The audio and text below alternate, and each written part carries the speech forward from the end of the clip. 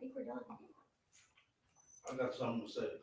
You want to say it to Mr. Arnold, and he can say if he represents you. So ultimately, if you represent yourself, you can talk at will. But if Mr. Greg Hayden had them boxes at his house for 15 years in his attic, doing all kind of TV interviews. That the boxes should not be allowed in the he's just going to talk about it. Yeah, the boxes should not be allowed. The tainted evidence, everything. The man, he broke a proffer agreement, and he broke the law, all kind of stuff. The boxes should not be allowed. He's been at his house for 15 years, and he's doing interviews, going in the boxes. Let me see here. Ooh, you can see it on any internet site that this man been going in the boxes for years, and he's a and a judge, federal judge in LA did a 142-page thing about him. Look it up on the internet. So I think what the state said ultimately is that they don't think there's going to be anything in those boxes that they're going to use. And you just use something in the boxes. They just used something in the boxes from 1996, and they know what they did. Yeah, no, certainly we are. They're not only ugly on the outside, but they're ugly on the inside. They crashed my family in this. They did my daughter first. They did my son. Then they just did my wife the last year. What's the name? Told me about these. David Westbrook told me about these dudes. He said they're not only ugly on the outside, but they're ugly on the inside too. These two dudes right here. All right. At this point, there's nothing before me to exclude any sort of evidence. There's been no motion filed about the proffer. I don't know if Mr. Arnold plans on challenging that or not. Ultimately, that decision is up to him. So we'll see you guys back on that 30-day date. That was August 20th that I made. Right. At that time, we need to know if we're going to go on the 3rd. Thank you, Aaron. Thank you. All right. Page 7. Malcolm Aubrey, C333065. This is on for appointment of appellate counsel.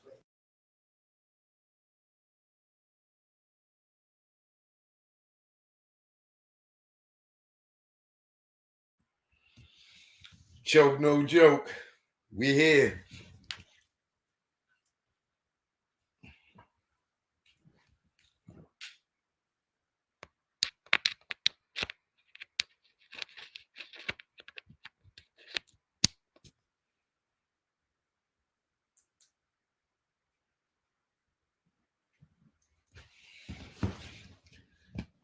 Greg Cannon, you dirty, bro. That's him and pork butt.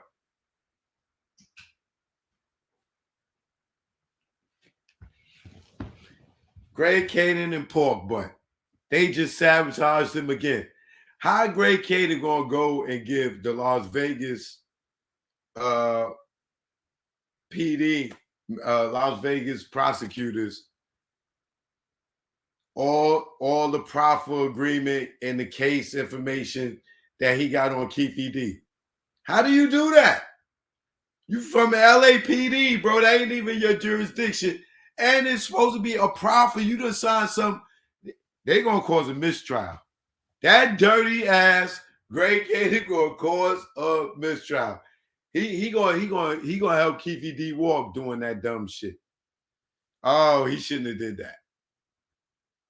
He shouldn't have did that. Watch.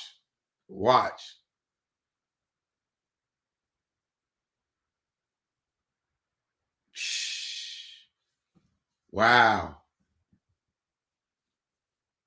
So what I want to do is I want to go back through it for the people that just came in.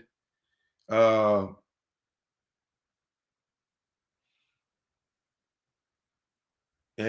this time we can stop and commentate on it.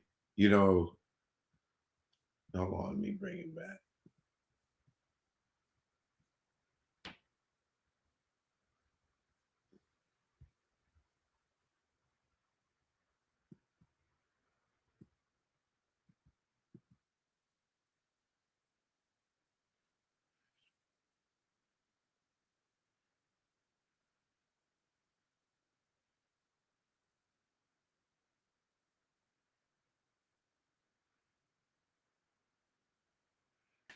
That is No. media. That's Oh. the media's nice. Actually, Mr. Arnold, if you, because of the last one that I typed, if you could stay at your table because. Oh, okay, you're on the this is same not- mic As cash, Okay. so if, I can separate them out easier if you stay back. Great. Thank you. Okay, what up, y'all? It's your boy Choke No Joke. Now, if you just tuned in, let me let you know what's going on here. Keefe D is back in court. Dwayne Davis, aka Keefe D, the Southside Crip, that's been on all these platforms, running his mouth, talking about how he was in the car with 3 other people, and they are responsible for killing Tupac Shakur. So now he's trying to backtrack that and try to say that, you know, he was lying and it was all for books and it was all for the internet, this, that, and the third. But he starts trial November 4th, 2024, right? So right now what he's trying to do is get bailed out, and they've been having several bail hearings trying to get him out. You know what I'm saying? And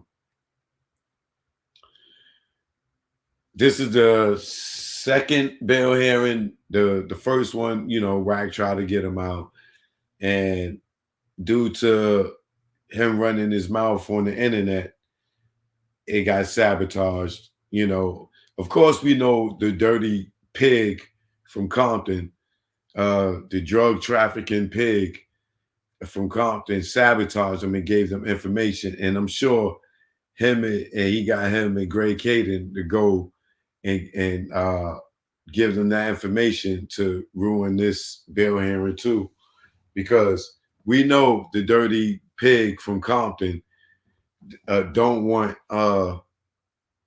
Keefe D to get out, because if he get out, he might start implicating other people and getting people and getting other people involved in this case. But as you can see today, they mentioned the Biggie case. Oh, we got the Biggie file. Because remember, the dirty cop keep trying to say, oh, Southside killed Biggie in retaliation for not getting their money for killing Tupac. So now they throwing that in the mix, because you remember, Gray Caden got that from the dirty pig, right? The Compton dirty pig, drug trafficking pig, right? So now when they come in with that, all they're doing is using the dirty pigs theories, which we know the dirty pig is spinning them because he's the guilty one, right? So he keeps spinning them. Oh, it's Southside. Oh, it's Poochie. Or like, as long as y'all just don't look at me. Just keep looking this way. Every time they let you grab Gray Cat, it has a no, nigga, it's Poochie. No, it's Southside. With all the evidence that point right back to him, just like him with the Impala I just showed y'all yesterday, right? So Keefe D, again, if you just tuned in, Keefe D's in court. He's trying to get out on bail, and this is his second bail hearing. Now, if Wack learns to shut the up and stay off the internet gossiping like a goddamn girl, running his goddamn mouth, he would have been able to get him out, and they could have did business, and they could have did whatever they want. But this nigga's so arrogant and stupid. He get off. He leave the courtroom and jump right on Clubhouse and jump right on Vlad and fuck his shit up again. Now he go back to court and they using the shit that he did on Clubhouse and Vlad again. Like he didn't even learn from the first time to be like, yo, you know what? Let me just stay low, go back, try to get it, woo, and try to make it happen. No, this nigga want clout. Yeah, I was on the courtroom. Yo, y'all see me in the courtroom. Yeah, the judge can't do that. Just running his goddamn fucking mouth. And look where it got him. So let's get back into the proceedings today. And let's see. I guess she's taking 30 days to make a ruling, is how this ended. But we gonna recap it. So let's see.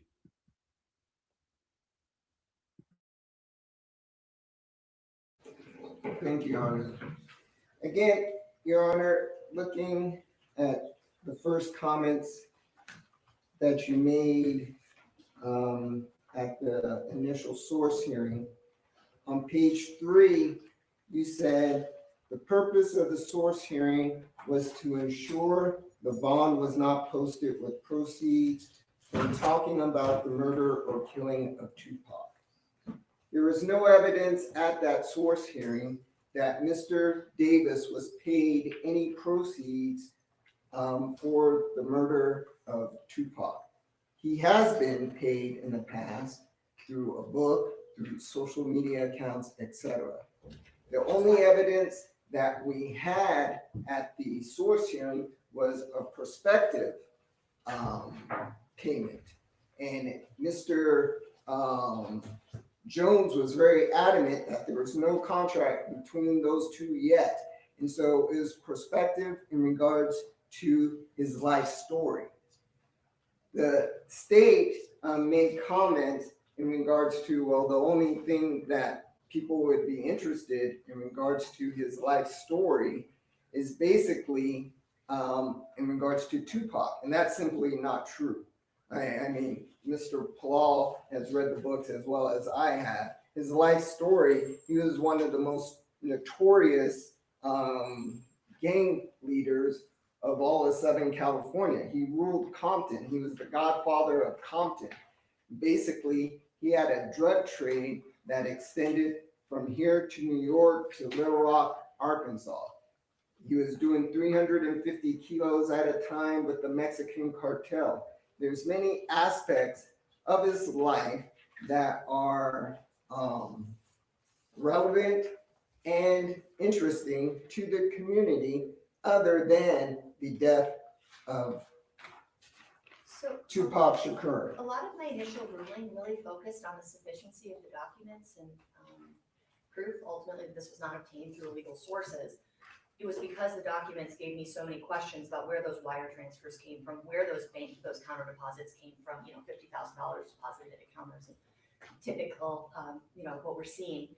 Additionally, when you go into his drug history, things like that. So we're really looking at, is this a bond that was posted through legitimate sources? And Right. so that's why I was looking more into the bank records. And that's really the first part and the largest part of my ruling. I mean, I have Okay. concerns ultimately about the profiting off of Tupac's death, but I think my authority is somewhat limited Right, in the source hearing to determining whether it's legal or illegal. right. And so in Your Honor, in regards you gave to, me the June records. right, The bond premium was wire transferred out on June 11th. I see a transfer in right before that of $112,000 and $500 wire transferred in on June 11th and then immediately taken out in 2 separate payments.